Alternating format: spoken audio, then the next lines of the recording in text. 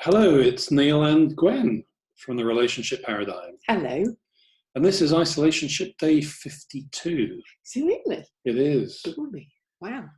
A long time and more to go. So today's topic is about intimacy and sex in lockdown. Oh, okay.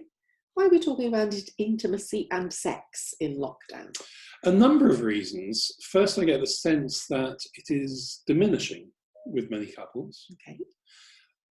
Many couples are in a stressful position, and when you're in stress, you either go into fight, flight, or freeze. Mm-hmm. I think many people are in freeze because of the uncertainty, and that's not a good position for intimacy. Yeah, and another reason I think that intimacy might be being impacted is normally, as we're going about our day-to-day lives when we're not in lockdown, we have periods where we are physically apart from each other. And in that separatedness, there's a space for desire and a wanting intimacy to grow. Yeah. And when we're physically in the same space all day, every day, then that really starts to shift the dynamics of our relationships. We become over-familiar with each other in some senses. It's a bit of it feels like a bit of a paradox, really. It is, because there's no contrast. Yeah. There's no, I've been away for 8-10 hours and now I'm coming back for a loving embrace. It's, no shit, you're there all the time. I can't escape you. You don't feel like that, do you? No, of course not. So the patterns are changed. Yes. We're trapped together, and children, work can be an interruption as well. Yeah. So what can we do to recreate intimacy so we actually do have some important loving times together? And sex even. So there's something that we like to call moments of intimacy, which require a bit of thoughtfulness and require some intentionality about creating moments of intimacy, more moments of intimacy to connect in a deeper and more loving way with each other. Yeah, and I would define a moment of intimacy as a moment in which it feels like the world stops and nothing else is important. Oh, just you and me. Absolutely.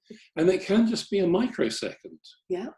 But just a look or a touch or a hug is a really important connection. And it's about the intent behind that. So we can touch each other and we can hug each other, but yet those moments sometimes don't feel intimate. And so for me, it's about when you and I slow everything down, either in the attention that we give each other, which is full attention. Yes. So looking into each other's eyes and actually thinking about the hug and the contact of our bodies, which shifts it from being a hello or goodbye hug into a moment of intimacy. Yeah, not just a routine. And as Virginia Satir says, we need 12 hugs a day for growth, 8 for maintenance, and 4 for survival. And a hug should ideally be 20 seconds or more, because 20 seconds is the time in which the oxytocin in the body will start to flow, and that's a feel-good hormone. Yeah. So lots of hugs and moments of intimacy. Yeah, and unexpected things. So I love leaving Neil little notes. And they're not notes of can you do this or can you do that. They're actually little love notes and little love pebbles. I pick up pebbles on the beach which are flat, and I just draw little pictures and little love messages on them and surprise you with them. Yeah. And little things can have a huge impact. Yeah. And they break the routine. They get you out of the rut that you might be stuck in and help you look at your partner in a different way. Another thing that can help is reminiscing. Okay, about what? About the time you first met. Oh. And talk about it. Because all those memories will be really powerful when you can reconnect with what they were when you first met. And when you first fell in love, when you first made love, and when you formed a long-term relationship. Yeah. So moments of intimacy, really important to deepen connection. Yeah.